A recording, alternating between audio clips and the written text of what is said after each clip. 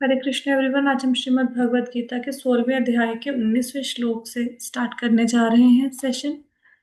तो इस अध्याय में अब तक हम लोगों ने असुरों के पहले हमने दैवी पुरुषों के गुणों के बारे में पढ़ा, दैवी स्वभाव कैसा होता है। फिर असुरों के गुणों के बारे में पढ़ा। अब असुरों की गति क्या है इसका वर्णन भगवान इस श्लोक में करेंगे। कि जो लोग इससे पहले वाले श्लोक में हम लोगों ने पढ़ा था कि जो लोग अहंकारी हैं, जिनको काम क्रोध बल दर्प इन सब से मोहित हैं, वो व्यक्ति धर्म की निंदा करते हैं, भगवान से ईर्ष्या करते हैं। अब ऐसे व्यक्तियों की गति क्या होती है वो हम इस श्लोक में पढ़ेंगे। 16.19 में श्लोक है, तान्यहं द्वाविशतः क्रूरान् संसारेषु नराधमान् क्षिपामा जस्रमा शुभान शुभाना सुरीशवेव योनिषु। जो लोग ईर्ष्यालु तथा क्रूर हैं और नराधम हैं, उन्हें मैं निरंतर विभिन्न आसुरी योनियों में भवसागर में डालता रहता हूँ। यहाँ पे भगवान बताते हैं कि जो लोग ईर्ष्या करते हैं, क्रूर हैं, निर्दयी हैं और नराधम हैं, मतलब मनुष्यों में बड़े निम्न कैटेगरी के हैं, बड़े नीचे स्तर के मनुष्य हैं। मनुष्य की शरीर जरूर है लेकिन कार्य मनुष्य वाले नहीं है, उनके मानुषी कार्य नहीं है। भगवान कहते हैं उनको क्या सजा मिलती है कि वो बार बार बार बार उनको असुरों के गर्भ में ही रखा जाता है, बार बार वो असुरों के परिवारों में ही जन्म लेते हैं। तो अगर किसी व्यक्ति की मेंटेलिटी ऐसी है कि कोई व्यक्ति बहुत ज्यादा ड्रिंक करना पसंद है, किसी को बहुत ज्यादा मांस खाना पसंद है, वो बार बार ऐसे घरों में ही जन्म लेगा जहां पे लोगों की ऐसी मानसिकता ही पाई जाती है कि मांस खाओ, ड्रिंक करो। फिर धीरे धीरे उसका इस योनि से भी पतन हो जाएगा।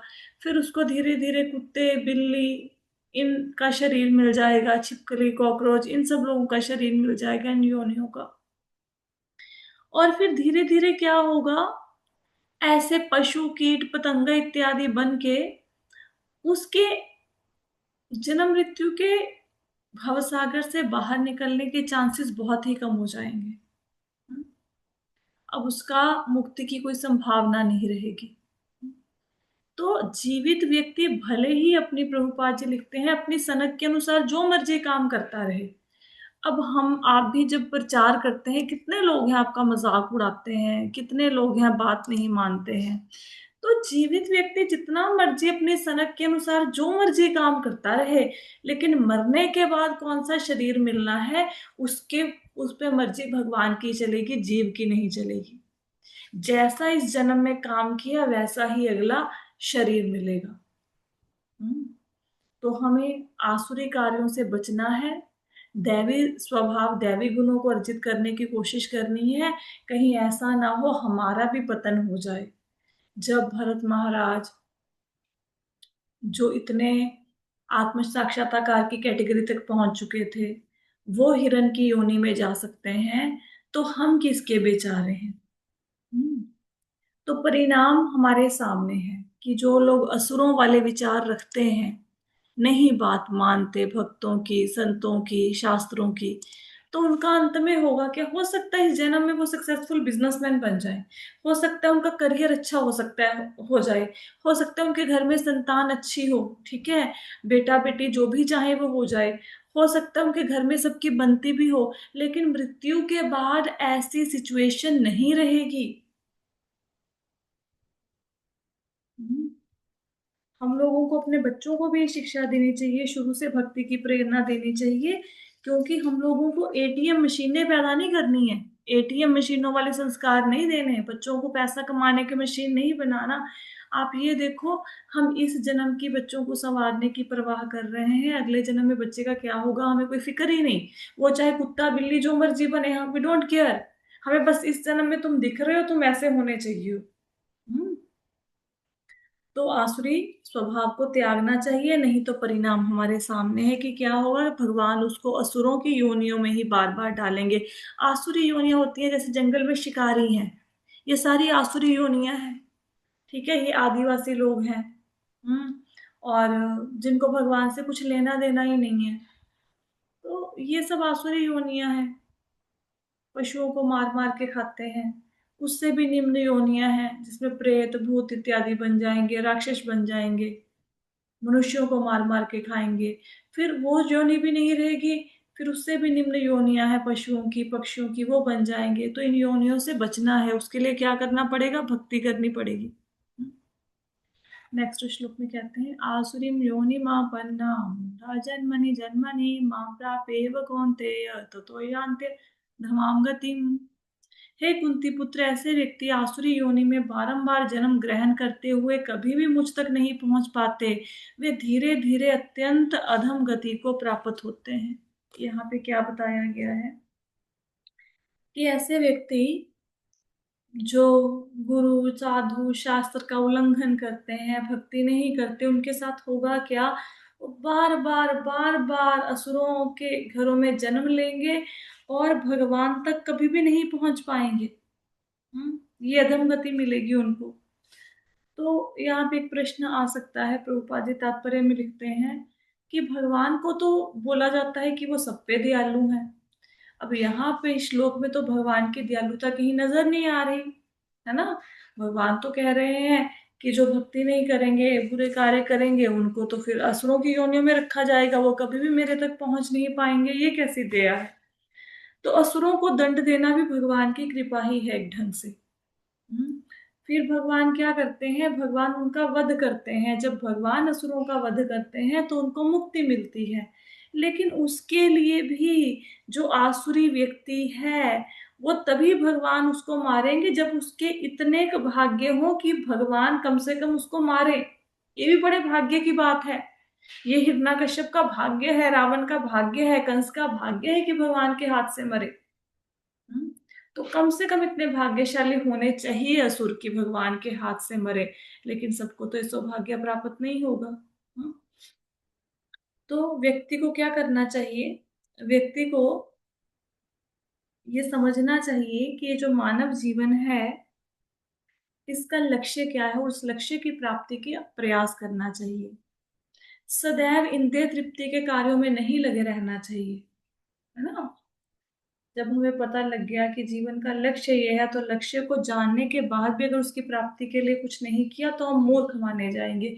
और भगवान बिल्कुल, देखो सामने श्लोक में कह रहे हैं कि जो लोग भगवान की सत्ता को स्वीकार नहीं करते, जो भक्ति नहीं करते, जो आसुरी कार्य करते हैं, जिनके आसुरों जैसा स्वभाव है, वो उनके घरों में ही जन्म लेंगे और धीरे धीरे और ज्यादा उनको डिमोट होते जाएंगे निचली कैटेगरी के जीवों में।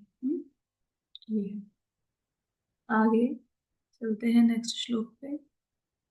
त्रिविधं नरकस्येदं द्वारं नाशनमात्मनम् आत्मनः कामः क्रोधस्तथा लोभस्तस्मादेतत्रयं त्यजेत्।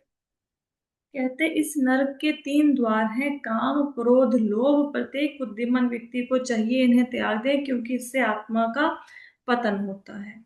अब यहाँ पे एक आसुरी जीवन शुरू कैसे होता है उसका वर्णन किया गया है। 3 चीजों से असुरों वाला जीवन शुरू होता है, काम क्रोध लोभ। अगर आपको याद हो, अर्जुन ने भगवत गीता में भगवान से प्रश्न पूछा कि भगवान, कोई व्यक्ति बुरा काम करना नहीं चाहता, तो ऐसी कौन सी शक्ति है जो उसको बुरा काम करने में लगा देती है? तो भगवान ने क्या उत्तर दिया था कि काम ही वो चीज है जो व्यक्ति को बुरे काम की तरफ धकेल देती है। दूसरे अध्याय में भगवान ने बताया था ना, अ, क्या था? कामेश क्रोधेश रजोगुण समुद्भव, ये वाला श्लोक था शायद, कि काम की पूर्ति ना होने से। फिर सेकंड श्लोक था 2.64 था शायद, क्रोधात् भवति सम्मोह सम्मोहात् स्मृति विभ्रम स्मृति भ्रंशात् बुद्धिनाशो बुद्धिनाशात् प्रणश्यति। होता क्या है, इस सारे आसुरी जीवन की शुरुआत काम से होती है। काम मतलब काम वासना भी हो सकता है, काम मतलब इच्छाएं भी, अलग अलग तरह की इच्छाएं। जब काम की पूर्ति नहीं होती तो क्रोध आता है, और जब क्रोध आता है तो क्रोध से उसका जो मित्र है क्रोध का, कौन? लोभ। लोभ भी साथ में आता है। तो अगर कोई व्यक्ति भवसागर से पार जाना चाहता है और अपनी आत्मा को प्रगति के मार्ग पर लेके जाना चाहता है, आत्मा को आध्यात्मिक प्रोग्रेस के मार्ग पर लेके जाना चाहता है, तो इन तीनों का त्याग कर देना चाहिए। जैसे कोई लड़का है, उसने कॉलेज में एडमिशन लिया, उसने कोई लड़की को देखा, उसे वो अच्छी लगी, अब उसके अंदर क्या हो गया, काम। काम पैदा हो गया कि मुझे ये लड़की चाहिए, मुझे इससे शादी करवानी है। अब उस लड़के को पता लगा कि भाई इसका तो पहले से बॉयफ्रेंड है, इसके जीवन में तो पहले से कोई है। अब क्या होगा, उसको क्रोध आ जाएगा। क्रोध आ जाएगा ना, फिर उस लड़की को पाने के लालच में हो सकता है वो दूसरे किसी को मर्डर भी कर दे, खून भी कर दे।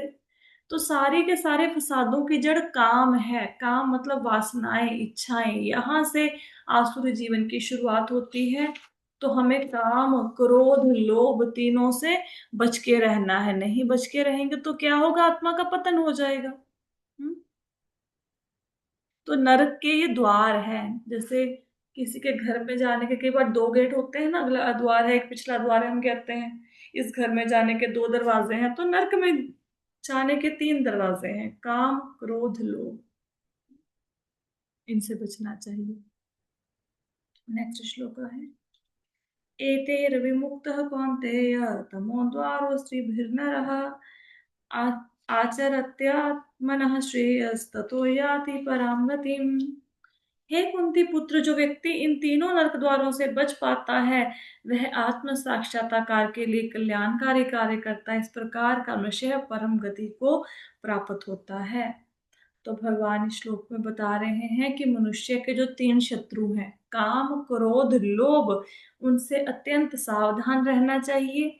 जो व्यक्ति जितना इनसे दूर जाएगा, उसी अनुपात में उसका जीवन शुद्ध होता जाएगा। जैसे कोई 50% इनसे दूर चला गया, काम, क्रोध, लोभ, मोह से, तो 50% ही उसका जीवन शुद्ध हो जाएगा। ठीक है, तो जिस अनुपात में इनसे दूर जाते जाएंगे, उस अनुपात में जीवन शुद्ध होता जाएगा।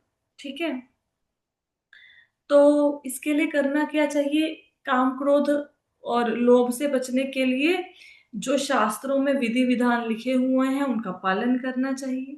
ठीक है, और अगर विधि विधानों का पालन करते करते हमारा विकास हो गया, तो हो सकता है हम कृष्णा कॉन्शियसनेस की स्टेज पर पहुंच जाए, शुद्धिकरण की अवस्था तक पहुंच जाए।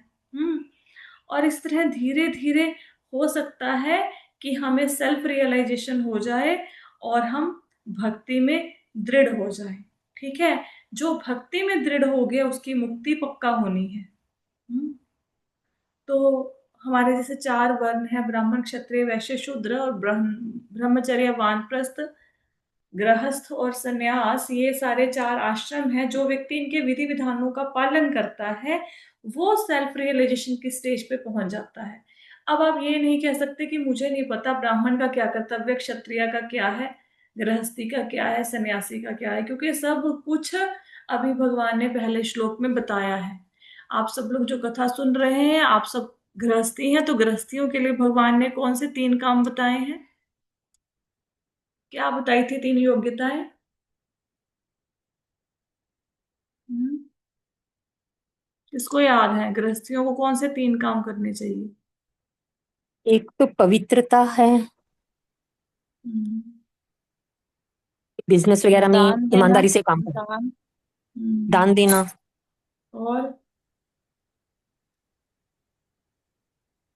और क्या करेगा गृहस्थी? दान देगा और क्या करेगा? आज्ञा माता जी। हम्म, और भजन करना, भजन करना। भजन, नाम का सिमरन। वो तो नम यज्ञ में आ गया ना, नाम यज्ञ में आ गया, ध्यान देगा, नाम यज्ञ करेगा, और क्या करेगा गृहस्थी? आत्म संयम। ठीक है, अननेसेसरी सेक्सुअल प्लेजर में नहीं घुसना है। तो इसमें अगर आपको भगवत गीता का ये चैप्टर पूरी तरह से नहीं भी याद होता, ऑब्वियसली नहीं याद होता, कम से कम हम गृहस्थी हैं, हम अपने कर्तव्य पता होने चाहिए। यज्ञ करना, कौन सा यज्ञ करना? नाम यज्ञ करना। ठीक है, दान देना और आत्म संयम, ये तीन कर्तव्य हैं गृहस्थियों के। अगर हम इन तीनों का पालन करते रहे, दान देते रहें, नाम यज्ञ करते रहें, आत्म संयम करते रहें। इससे ही शुद्धि की प्रक्रिया हमारी शुरू हो जाएगी, शुद्धिकरण हो जाएगा। धीरे धीरे हमें सेल्फ रियलाइजेशन हो जाएगी और हम भक्ति में दृढ़ हो जाएंगे। और जब भक्ति में दृढ़ हो जाएंगे तो मुक्ति मिल जाएगी। ठीक है, तो फिर से रिवाइज करते हैं। दान, नाम यज्ञ और आत्म संयम, सेल्फ कंट्रोल, ये गृहस्थियों के कर्तव्य हैं, ये हमें करने चाहिए। ठीक है, तो नरक द्वारों से बचने के लिए क्या करना है? यही 3 काम करने हैं। ठीक है, अगर आप ये 3 काम करते रहोगे तो फिर नरक में नहीं जाओगे। अपने नियम, अपने कर्तव्य का पालन किया ना, जो भगवान ने बताया, कर्तव्य के पालन किया, भगवान की भक्ति करी, फिर नरक के द्वार पे नहीं जाओगे। ठीक है, आगे चले। यह शास्त्र विधिमुत्सृज्य वर्तते कामकारतः न स सिद्धिम वाप्नोति न सुखम न पराम गतिम। जो शास्त्रों के आदेशों की अवहेलना करता है और मनमाने ढंग से कार्य करता है, उसे ना तो सिद्धि, ना सुख, ना ही परम गति प्राप्त होती है। तो यहाँ पे क्या कहा है? अभी पहले, इससे पहले श्लोक में क्या बताया था? अभी हमने क्या चर्चा करी कि अलग अलग आश्रमों के लिए, अलग अलग वर्णों के लिए शास्त्रों में बताया गया है क्या काम करना है, क्या काम नहीं करना। ठीक है, अगर कोई व्यक्ति इनका पालन ना करे, जो शास्त्रों में बातें लिखी हैं उसका पालन ना करे, तो वो काम, क्रोध और लोभ के वशीभूत होकर कार्य करेगा। उससे क्या होगा? उससे कभी भी वो जीवन के परम लक्ष्य तक नहीं पहुंच पाएगा। ठीक है, अब इसका मतलब क्या है कि चाहे किसी व्यक्ति को ये सारी बातें पता है, ये सारे प्रिंसिपल्स का, ठीक है, जैसे किसी को पता है कि झूठ नहीं बोलना चाहिए, अगर पता है फिर भी झूठ बोलता है, then there is a problem.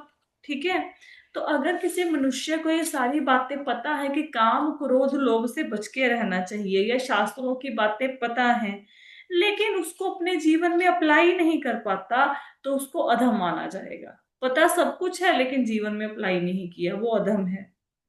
अच्छा, अगर कोई व्यक्ति इसका पालन तो करता है, विधि विधानों का पता भी है, पालन भी करता है, लेकिन वो भगवान के विषय में नहीं जानता, तो सारा का सारा ज्ञान भी व्यर्थ है। चाहे वो ज्ञान उसको है, चाहे उसका पालन भी कर रहा है विधि विधानों का, लेकिन अगर भगवान के विषय में नहीं जानता तो सारा का सारा ज्ञान भी व्यर्थ है। अच्छा, अगर उसको भगवान का पता भी चल जाए, ठीक है, उसके बाद अगर वो पता लगने के बाद भगवान की सेवा नहीं करता, फिर उसके बाद तीनों के तीनों ही निष्फल है। कि अगर भाई उसको शास्त्रों का भी पता था, शास्त्रों के अनुसार जीवन भी जिया, भगवान का भी पता था, लेकिन अगर सेवा ही नहीं करी, फिर सारा जीवन व्यर्थ है। तो हमें कहाँ तक पहुंचना है? भगवान की सेवा तक पहुंचना है। ठीक है, तो पहली बात तो काम, क्रोध, लोभ के वशीभूत होकर काम नहीं करना। लेकिन अगर फिर भी व्यक्ति ऐसा काम करता है जो शास्त्रों के अगेंस्ट है, तो उसको स्वेच्छाचारी कहा जाता है, कि मनमाने ढंग से काम करने वाला व्यक्ति। ठीक है, ऐसे व्यक्ति को, जो मनमाने ढंग से काम करता है, उसको भगवान दंड देंगे। क्या दंड देंगे? उसको जीवन के का परम लक्ष्य भगवान की प्राप्ति नहीं होगी, आसुरों के घरों में जन्म लेता रहेगा, निम्न योनियों में जाएगा।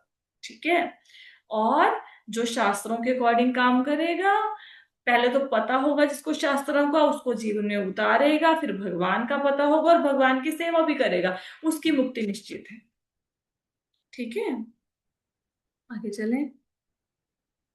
तो सिर्फ पता लगने से कुछ नहीं होगा कि हमें पता लग गया हम शरीर नहीं आत्मा है, काम तो करना पड़ेगा।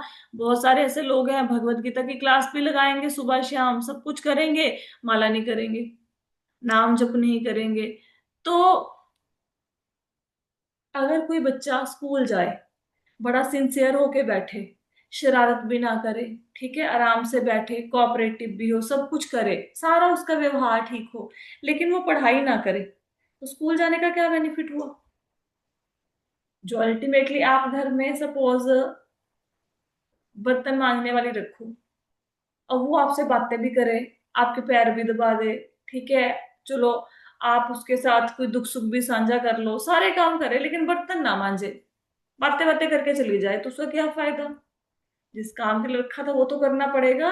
तो जीवन मिला है नाम जप के प्रति। ये भगवत गीता क्यों पढ़ रहे हैं, भागवतम क्यों पढ़ रहे हैं? इसलिए थोड़ा ना पढ़ रहे हैं कि कोई बंदा बोले कि जी कृष्ण विष्णु से आए या विष्णु कृष्ण से आए, तो आप उसको बोलो हाँ हाँ मुझे पता है कृष्ण। कृष्ण से विष्णु आए हैं, या मुझे पता है गर्भोदक्षी विष्णु है, क्षीरोदक्षी विष्णु है। ये लोगों के सामने हम लोगों को ने ढींग मारने के लिए थोड़ा ना भगवत गीता पढ़ रहे हैं कि मुझे ज्ञान है या मुझे ये सारी चीजें याद है, इसके लिए थोड़ा ना पढ़ रहे हैं। क्यों पढ़ रहे हैं? ताकि भगवत गीता भागवतम पढ़ते पढ़ते भगवान से प्रेम हो जाए, नाम से प्रेम हो जाए। लेकिन अगर सारा कुछ करने के बाद भी भगवान के नाम से प्रेम ही नहीं हो रहा, फिर क्या फायदा हुआ सारे कार्य को करने का? तो बेस जो है वो नाम जाप है, उसके बिना कुछ होने ही नहीं वाला। हम्म। और उसके लिए कोई डंडा लेके तो खड़ा नहीं रहेगा सिर पे। ये तो अपनी मर्जी होती है, करना नहीं करना, ना करने के 100 बहाने, करने के लिए कुछ भी नहीं। जिन्होंने करना होता है नाम जाप, वो घर में किसी की मृत्यु हो जाए उस दिन भी नाम जाप कर लेते हैं। जिन्होंने नाम जाप नहीं करना होता, उनको छींक आएगी, वो तब भी नाम जाप छोड़ देंगे।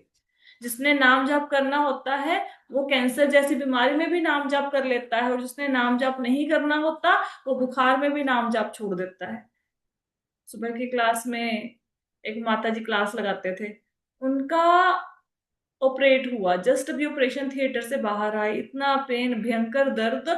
लॉग इन करके भगवत गीता के तब क्या चलता, भागवतम चलती थी तब मॉर्निंग की क्लास में, भागवतम की क्लास सुन रहे हैं। मतलब सोचो, किसी का जस्ट ऑपरेट होके वो ऑपरेशन थिएटर से बाहर आ रहा है, ठीक है, और क्या उस बंदे की हालत होगी, और साथ के साथ ही लॉग इन कर लिया। वो मतलब माता जी ऑपरेशन थिएटर के बाहर से क्लास लगा रहे हैं, और कितनी ऐसे लोग होते थे जो उस समय पे सो रहे होते थे, क्लास ही नहीं लगा रहे होते थे। प्रायोरिटी की बात होती है। आगे, तस्मात् शास्त्रं प्रमाणं ते कार्य व्यवस्थितो ज्ञात्वा शास्त्र विधो नोक्तम कर्म कर्तुमिहार्हसि। अतः मनुष्य को यह जानना चाहिए कि शास्त्रों के विधान के अनुसार क्या कर्तव्य है, क्या अकर्तव्य है। उसे ऐसे विधि विधानों को जानकर कर्म करना चाहिए, जिससे वह क्रमशः ऊपर उठ सके। तो सबसे पहले तो शास्त्रों में क्या लिखा है उसको जानने के लिए शास्त्रों को पढ़ना पड़ेगा। अब हमने बार बार ये जाना कि अगर हम शास्त्रों के अगेंस्ट काम करेंगे तो हमारी मुक्ति का कोई संभावना नहीं है, शास्त्र के अनुसार ही कार्य करना है ना। लेकिन शास्त्र के अनुसार तो काम तब करेंगे ना जब शास्त्र पढ़ेंगे। जब पढ़ा ही नहीं तो पता ही नहीं तो कैसे काम करेंगे? ठीक है ना। अब किसी ने चांद पे जाना है तो चांद पे जाने के लिए पैसे पहले यहाँ पे जीरो ग्रेविटी एरिया में उसको रखा जाता है, तैयारी करवाई जाती है, फिर वहां पे भेजा जाता है।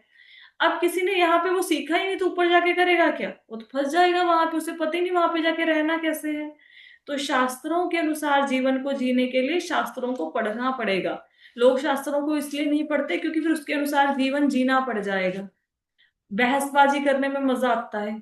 अब किसी को बोलो भाई घर में कुत्ता नहीं रखते, जिसके घर में कुत्ता होता है उसके घर में देवता भी नहीं आते, कुत्ते को दहलीज के बाहर रखो। लेकिन अगर किसी के घर में कुत्ता है, वो आप उसे ये बात करोगे वो आपको काटने को आएगा, कुत्ता बाद में काटेगा, पहले व्यक्ति आपको काट लेगा कि आप तो जी एनिमल लवर नहीं हो, आप वो जीव नहीं है, उसमें शरीर नहीं है, ऐसे 36 आपको वो उदाहरण दे देंगे, बड़ी बड़ी बातें सुना देंगे। क्या क्या समझाओगे उनको? शास्त्र खोल के दिखा दो कि यहाँ पे ये लिखा। एक बार तो मेरी बहस हो गई, बड़ा समझाया, समझे ही नहीं। शास्त्र खोल के लिखा हुआ दिखा दिया कि ये देखो घर में कुत्ता नहीं रखते, भाई समझना ही नहीं, समझना ही नहीं, क्या कर लोगे? कुछ नहीं कर सकते। तो शास्त्र के अनुसार कर्म करना चाहिए, उसके लिए शास्त्र को पढ़ना पड़ेगा। हाँ, ये जानना पड़ेगा क्या करना चाहिए क्या नहीं करना चाहिए। और जब हम ऐसे विधि विधानों को जान जाएंगे फिर उसके अनुसार कर्म भी करना चाहिए। ऐसा नहीं कि शास्त्र को पढ़ लिया, समझ आ गया, बस अब मैं 4 बंदों में ये बता सकता हूँ कि मैंने भगवत गीता पढ़ी है, लेकिन भगवत गीता के अनुसार जीवन जिया ना, वो तो 1% भी नहीं जिया, फिर गीता पढ़ने का फायदा क्या हुआ?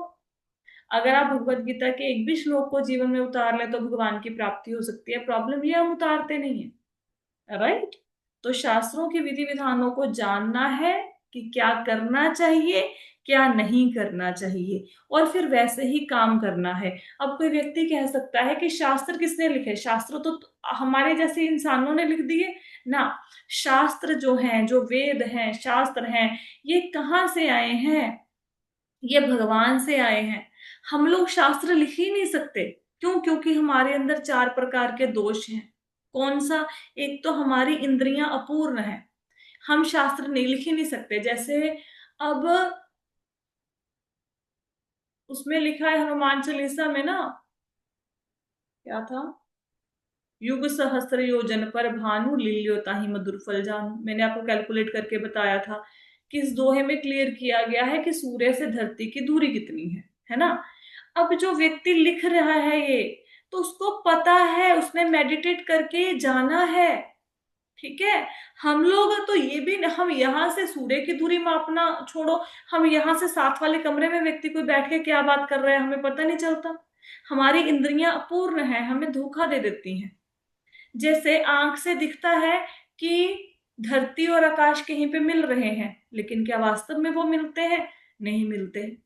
नाक में आप किसी की आंखों पे पट्टी बांध दो और किसी की उसको कोई गंदगी वाले कमरे में खड़ा कर दो, वहां पे कोई रूम फ्रेशनर छिड़क दो, वो बोलेगा कहाँ आए हो? बोलोगे ये तो किसी बगीचे में आए हैं। पट्टी हटा के देखेगा, अरे मैं तो गंदगी में खड़ा हूं। फिर स्पर्श पे आ जाओ। अब आप चाय के गर्म गिलास को किसी फ्लास्क में डाल दो, फिर उसको स्पर्श करो, वो आपको बताएगा ही नहीं कि ये गर्म है कि ठंडा है।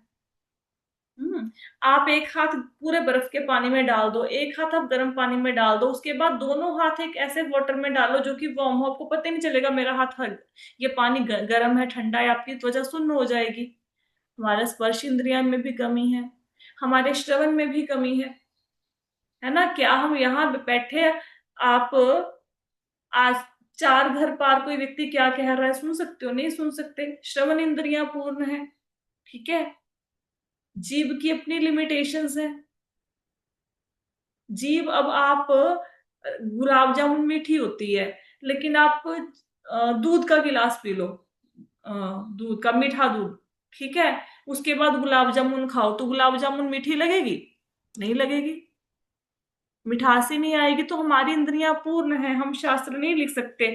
फिर हमारे अंदर कपट है, व्यापारी है, दुकानदार है, वो 100 की चीज को 150 का 120 का बेचेगा ना। अगर कपट ना हो तो वो बोले मैं तो सच सच ही बोलूंगा, इतने की चीज है इतने इतने में बेचूंगा।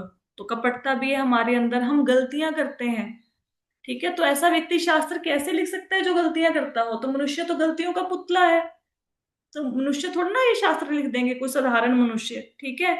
फिर मोहग्रस्त होना, हमें हम सारे के सारे जीव मोहग्रस्त हैं। तो ये 4 कमियां हैं हमारे अंदर, इसलिए हम लोग शास्त्र नहीं लिख सकते। तो शास्त्र कहाँ से आए? शास्त्र भगवान के ही जो शक्ति अवतार है वेद व्यास जी, उन्होंने हमें प्रदान किए हैं। तो जब शास्त्र की बात आती है तो शास्त्र की बातों को एज इट इज स्वीकार करना होता है, उसके ऊपर तर्क वितर्क नहीं करना होता। जो शास्त्र में लिख दिया वो लिख दिया, वो पहले से उसके ऊपर जो होना था ना, क्या कहते हैं, रिसर्च, वो रिसर्च वर्क पहले ही पूरा हो चुका है, हमें दोबारा से रिसर्च करने की जरूरत नहीं। जैसे शास्त्रों में लिखा है ब्राह्मण भी पवित्र है, गाय भी पवित्र है, लेकिन गाय के गोबर को आप यज्ञ में यूज कर सकते हो, यज्ञ की वेदी बनाने के लिए। ब्राह्मण के मल को थोड़ा ना यूज कर लोगे।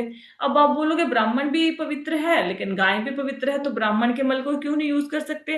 अरे गाय के गोबर में एंटीसेप्टिक क्वालिटीज होती हैं, इसलिए उसको यूज करते हैं, ब्राह्मण के मल में वो नहीं होती। तो शास्त्रों को ऑलरेडी भगवान ने दिया है हमें, इसके अगेंस्ट हम नहीं जा सकते। इसको पढ़ो, इसके अनुसार जीवन जियो। अगर ऐसे जीवन को जिएंगे तो क्या होगा? तो फिर हम लोग भगवान की प्राप्ति कर सकते हैं। और चैतन्य महाप्रभु ने हमारे लिए सब कुछ बहुत ही ज्यादा इजी कर दिया, मतलब बहुत ज्यादा इजी। क्या करना है हम लोगों ने? चैतन्य महाप्रभु ने क्या बताया हमें?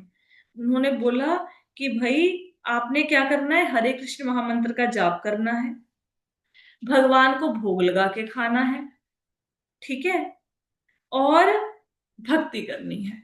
अब ये 3 चीजों करो, इससे ही भगवान की प्राप्ति हो जाएगी। हरे कृष्ण महामंत्र का जाप करो, भगवान की भक्ति में लगो, और भगवान को भोग लगा के खाओ। अगर आपने शास्त्र नहीं भी पढ़े, या नहीं इतना समय है, या नहीं समझ आ रहा, तो ये 3 काम कर लो। भगवान को भोग लगा के खाओ, हरे कृष्ण महामंत्र का जाप करो, ठीक है, भगवान की सेवा करो, इससे इससे भी उद्धार हो जाएगा। इतना ही कर लो। लेकिन अगर कोई व्यक्ति इतना भी ना करे, फिर उसका तो राम जाने क्या होगा, है ना। तो इसके साथ ही हमारा ये चैप्टर कंप्लीट होता है, 16वां। अब किसी को कोई प्रश्न है तो पूछ सकते हैं। किसी को इस चैप्टर में कुछ नहीं समझ आया तो आ गया सब कुछ। ठीक है, तो आज की क्लास को हम यहीं पे विश्राम देते हैं क्योंकि चैप्टर हमारा कंप्लीट हो चुका है। और फिर कल इसका रिवीजन कर लेंगे, फिर हम 17th चैप्टर स्टार्ट करेंगे। ठीक है, 17th चैप्टर बहुत सुंदर है, उसमें काफी बातें आपको सीखने को मिलेंगी। और तो आज की क्लास को यहीं पे विश्राम देते हैं। श्रीमद् भगवत गीता की जय, श्रील प्रभुपाद की जय। हरे कृष्णा।